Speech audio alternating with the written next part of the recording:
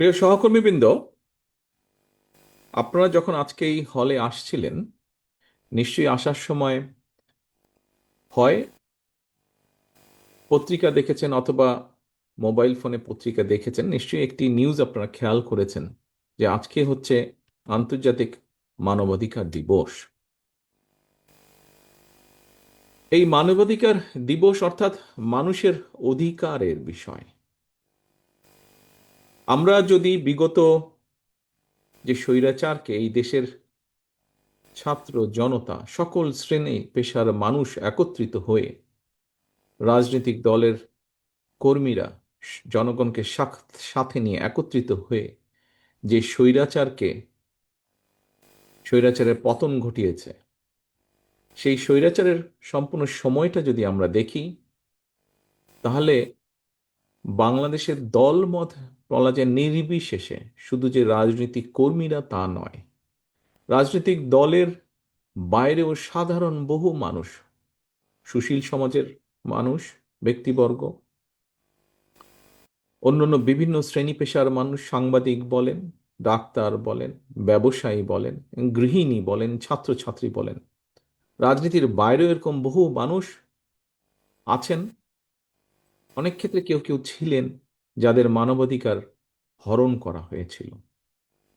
রাজনৈতিক দল হিসাবে যদি বিবেচনা করা হয়, তাহলে বিএনপি এমন একটি রাজনৈতিক দল, যেই দলের বহু নেতাকর্মী, শত শত নেতাকর্মী গুমের শিকার হয়েছে, হাজারো নেতাকর্মী হত্যার শিকার হয়েছে, লক্ষ লক্ষ নেতাকর্মী নির্যাতনের শিকার হয়েছে।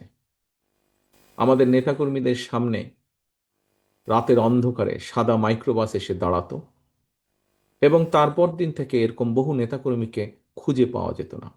যদিও বা কাউকে খুঁজে পাওয়া যেত, দেখা যেত অসহ্য শারীরিক যন্ত্রণায় সে কাতরাচ্ছে, কারণ তার উপরে অবর্ণনীয় নির্যাতন হয়েছে। প্রিয় সহকর্মীবৃন্দ, আমরা রাজনৈতিক দলের কর্মী, আজকে আমরা এই ঘরে যারা উপস্থিত আছি, আমরা একটি রাজনৈতিক আদর্শে বিশ্বাস করি। বাংলাদেশের সব মানুষ যে আমাদের আদর্শে বিশ্বাসী হবেন তা না, অন্য আদর্শেও থাকতে পারে। আমাদের নেতা শহীদ রাষ্ট্রপতি জিয়াউর রহমান এই দেশ থেকে, এই দেশে একদলীয় বাকশাল থেকে বের করে বহুদলীয় গণতন্ত্রের সূচনা করেছিলেন। আমরা সেই নেতার কর্মী। আমরা কাজেই খুব স্বাভাবিকভাবেই বিনা বাক্য ব্যয়ে আমরা বলতে পারি, ইয়েস, আমার যেমন অধিকার আছে আমার রাজনৈতিক আদর্শ জনগণের সামনে তুলে ধরার, একইভাবে আমার অধিকার হচ্ছে আরেকজন যখন বলবে, বা আমার কর্তব্য, আমার দায়িত্ব হচ্ছে আরেকজন যখন, আরেকটি দল, আরেকটি ব্যক্তি যখন তার রাজনৈতিক আদর্শ বিশ্বাস উপস্থাপন করবে, সেটি যাতে সে করতে পারে, নিরাপদে করতে পারে, নিরাপত্তার সাথে করতে পারে, একজন নাগরিক হিসাবে, একজন রাজনৈতিক কর্মী হিসাবে আমার দায়িত্ব হচ্ছে সেটি নিশ্চিত করা। এবং অবশ্যই বাংলাদেশের সবচেয়ে বড় এবং দায়িত্বশীল রাজনৈতিক দলের কর্মী হিসাবে আরো বেশিভাবে এই বিষয়টি আমাদের সকলের উপরে বর্তায়। বলতে দেন, দিন শেষে তো সিদ্ধান্ত নেবে জনগণ, কারণ আমাদের নিজেদের বক্তব্যেই আমরা বলি আমাদের সকল রাজনৈতিক ক্ষমতার অধিকারী হচ্ছে জনগণ। কাজেই আমরা আমাদেরটা বলবো, অন্যরা তাদেরটা বলবে, সিদ্ধান্ত নেবার মালিক বাংলাদেশের জনগণ। প্রিয় সহকর্মীবৃন্দ, আমি ব্যক্তিগতভাবে আগামী দিনে চাই, এবং আমার ধারণা, আমার বিশ্বাস, যে অবর্ণনীয় কষ্টের ভিতর দিয়ে, নির্যাতনের ভিতর দিয়ে, মানবাধিকার লঙ্ঘনের ভেতর দিয়ে সারা বাংলাদেশের বিএনপির নেতাকর্মীরা গিয়েছে। অন্য দলের কথা বলতে পারবো না, বিএনপির কথা আমি কম বেশি বলতে পারবো, যে বিএনপির প্রত্যেকটি নেতাকর্মী চায় এই ঘটনার পুনরাবৃত্তি তাদের নিজেদের জন্য, এবং একই সাথে বাংলাদেশের কোনো মানুষ, সে রাজনীতির সাথে জড়িত থাকুক অথবা না থাকুক, তার মতামত প্রকাশের জন্য আবরারের মতন যাতে হত্যাকাণ্ডের শিকার হতে না হয়। নিশ্চয়ই আপনারা একমত। শহীদুল আলম সাহেব একজন ফটোগ্রাফার, উনি কোনো রাজনীতির সাথে জড়িত না, কিন্তু আমরা দেখেছি রাজ মানুষের পক্ষে কথা বলার জন্য কিভাবে নির্যাতিত হয়েছে। একটি রাজনৈতিক দলের সদস্য হিসাবে আমরা দেখতে চাই না আগামী দিনে এরকম ঘটনা বাংলাদেশে ঘটুক। হতে পারে সে ভিন্ন মতের মানুষ, কিন্তু কোনো মানুষের সাথে এই মানবাধিকার লঙ্ঘনের ঘটনা আর না ঘটুক, এটি আমরা চাই। আমি চাই, আমার বিশ্বাস আপনারা সকলেই চান, তাই নয় কি প্রিয় সহকর্মীবৃন্দ? অবশ্যই আমরা চাই। আসুন এবার সহকর্মীবৃন্দ, আজকে আপনারা সারাদিন নর্মালি আমরা যে সাংগঠনিক সভা, সাংগঠনিক সম্মেলন বা সাংগঠনিক মিটিং আমরা করি, একত্রিত হই, সাংগঠনিক বিষয়ে আলোচনা করি। আজকে আমরা আলোচনা করেছি কতগুলো ভিন্ন বিষয়। আপনাদের প্রত্যেকের হাতে একটা ফোল্ডার দেওয়া হয়েছে। এই ফোল্ডারে 8টি বিষয় আপনাদের কাছে আছে এবং ফোল্ডারের উপরে লেখা আছে, মঞ্চের আশেপাশেও স্লোগান লেখা আছে, দেশ গড়ার পরিকল্পনা। প্রিয় সহকর্মীবৃন্দ, দেশ তো তারাই গড়তে পারে যাদের প্রথম স্লোগান হচ্ছে, প্রথম বাংলাদেশ আমার শেষ বাংলাদেশ, এবং যাদের স্লোগান হচ্ছে সবার আগে বাংলাদেশ। দেশ তারাই গড়তে পারে।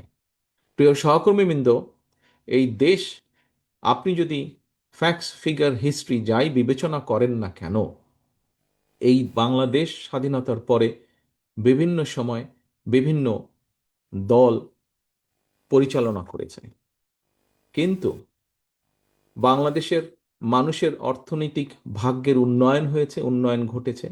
বাংলাদেশের শিক্ষা ব্যবস্থার উন্নয়ন ঘটেছে।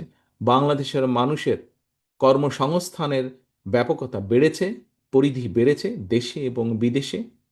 বাংলাদেশের মানুষের স্বাস্থ্য সুবিধা একটু হলেও বৃদ্ধি পেয়েছে দেশের মানুষের পক্ষে। এইরকম যতগুলো বিষয় আছে যা মানুষকে বেঁচে থাকতে, ভালোভাবে বেঁচে থাকতে সহায়তা করে, আইন শৃঙ্খলার উন্নতি ঘটানো, দুর্নীতির লাগাম টেনে ধরা, এরকম যতগুলো বিষয় আমরা আলোচনা করি না কেন, দেশের বিভিন্ন সীমাবদ্ধতা বা লিমিটেশনের মধ্যেও একমাত্র বাংলাদেশি জাতীয়তাবাদ দল প্রত্যেকটি ক্ষেত্রে প্রমাণ করে দেখাতে পারবে যে এই দল দেশের জন্য, দেশের মানুষের জন্য সব সময় কাজ করেছে এবং প্রত্যেকটি ক্ষেত্রে তারা অবদান রেখেছে। প্রত্যেকটি ক্ষেত্রে তারা অবদান রেখেছে। প্রিয় সহকর্মীবৃন্দ, আজকে যেই 8টি বিষয় নিয়ে আপনাদের সামনে আলোচনা হয়েছে, আপনারা সকাল থেকে যেই আলোচনাগুলো করেছেন, আমি যেই কথা দিয়ে বক্তব্য শুরু করেছিলাম, মানবাধিকার, মানুষের অধিকার। মানুষের রাজনৈতিক অধিকার যেমন আছে, কথা বলার অধিকার যেমন আছে, মতামত প্রকাশের অধিকার যেমন আছে, একইভাবে মানুষের বেঁচে থাকার অধিকার আছে। বেঁচে থাকার অধিকার মানুষের আছে, এটি যা মানুষের জন্মগত অধিকার। তাকে সম্মানের সঙ্গে, মর্যাদার সঙ্গে বেঁচে থাকার ব্যবস্থা তাকে করে দিতে হবে। প্রিয় সহকর্মীবৃন্দ, আপনাদের সামনে আমরা যে ফ্যামিলি কার্ডটি উপস্থাপন করেছি, এখানে যারা ফ্যামিলি কার্ডটি আপনাদের সামনে উপস্থাপন করেছে, বিস্তারিতভাবে বলেছে, তারা বলেছে কাদের জন্য আমরা ফ্যামিলি কার্ড দেব এবং কেন আমরা ফ্যামিলি কার্ড দেব। আমাদের দেশের অর্ধেক জনসংখ্যা হচ্ছে নারী। আমরা যতই উন্নয়নের কথা বলি, যতই সমৃদ্ধির কথা বলি, আমি যদি আমার অর্ধেক পপুলেশনের অর্ধেক অংশকে যদি আমি আমাদের সঙ্গে নিতে না পারি, তাদের সামগ্রিক যে শক্তি, সমষ্টিগত যে শক্তি, সেটিকে যদি আমি দেশের উৎপাদনের কাজে, দেশের উন্নয়নের কাজে যদি ব্যবহার করতে না পারি, তাহলে আমাদের কোনো উন্নয়ন প্ল্যানই সার্থক হবে না, সফল হবে না। ফ্যামিলি কার্ডের মাধ্যমে ডিটেল এক্সপ্লেনেশন এখানে শালম আপনাদের সামনে করেছে। আপনাদের নিশ্চয়ই অনেকে বিভিন্ন প্রশ্ন আপনারা জিজ্ঞাসা করেছেন। সংক্ষিপ্তভাবে, ফ্যামিলি কার্ডের মাধ্যমে পর্যায়ক্রমিকভাবে আমরা এদেশের নারী সমাজকে স্বাবলম্বী করে গড়ে তুলতে চাই। স্বাবলম্বী করে গড়ে তুলতে চাই। আজকে গ্রামের একটি পরিবার স্বাবলম্বী হলে আগামীকাল ধীরে ধীরে একটি গ্রামের পরিবার স্বাবলম্বী হবে। পরে ধীরে ধীরে ওই উপজেলার পরিবারগুলো স্বাবলম্বী হবে, যেগুলো স্বাবলম্বী নয়। ধীরে ধীরে জেলা, ধীরে ধীরে বিভাগ, একটি সময়ে গিয়ে সমগ্র বাংলাদেশের যে পরিবারগুলো স্বাবলম্বী হলে এই দেশের অর্থনৈতিক অবস্থা মজবুত হবে।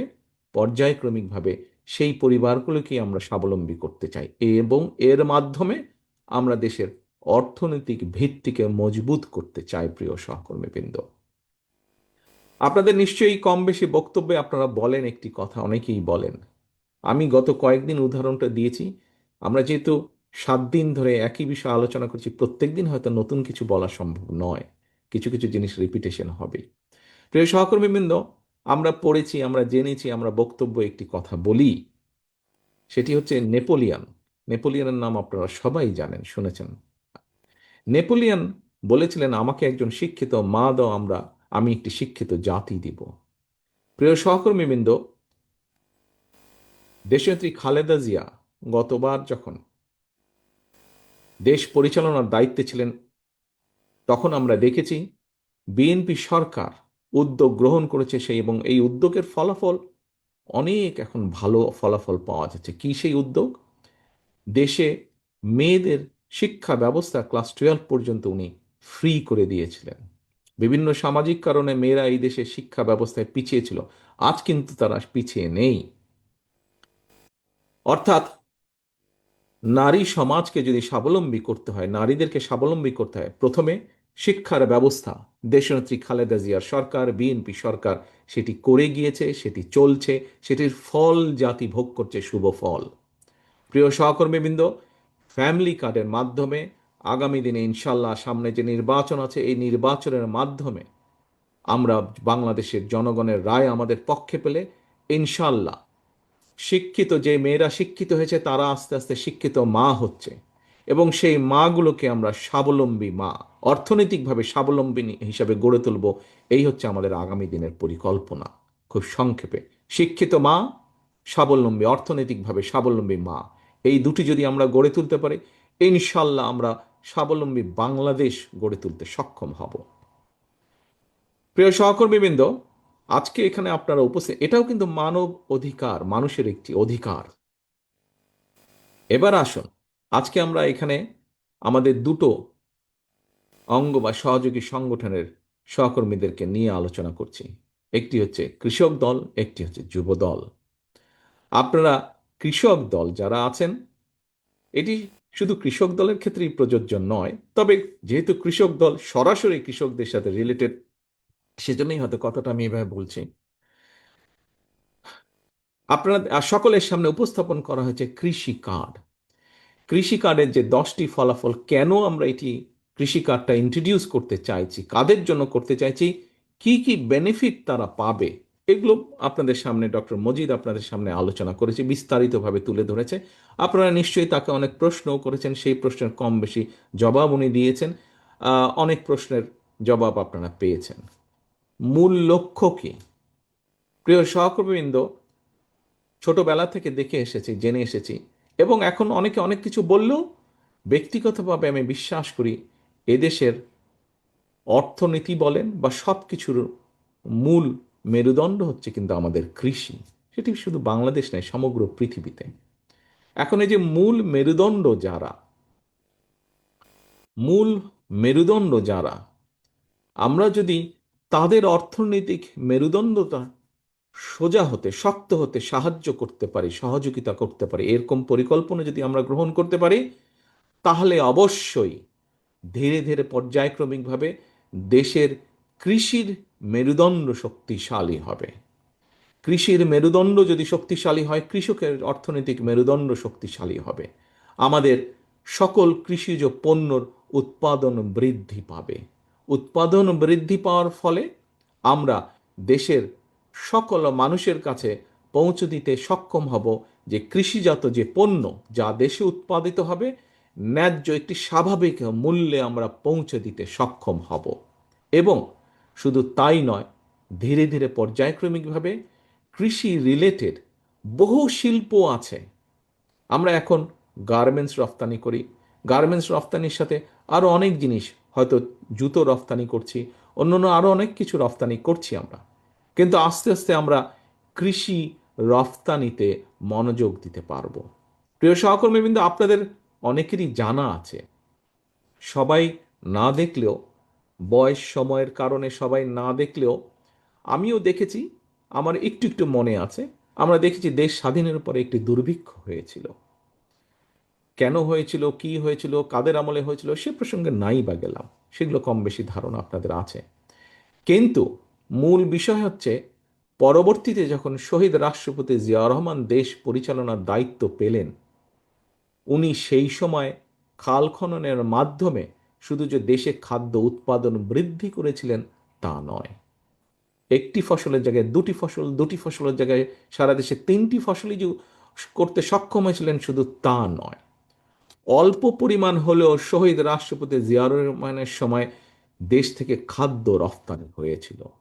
প্রিয় সহকর্মীবৃন্দ, প্রিয় সহকর্মীবৃন্দ, সেই 1980 সালে আজকে যেরকম বহু উদ্যোক্তা আছেন, ব্যক্তি পর্যায়ে প্রাইভেট সেক্টরে যেরকম বহু উদ্যোক্তা আছেন, বহু ইনভেস্টর আছেন, সেই সময় দেশের অর্থনৈতিক অবস্থা এত মজবুত ছিল না এবং প্রাইভেট সেক্টর এতটা এক্সপ্যান্ডেড ছিল না বা এত বড় সাইজ ছিল না এখন যতটুকু আছে।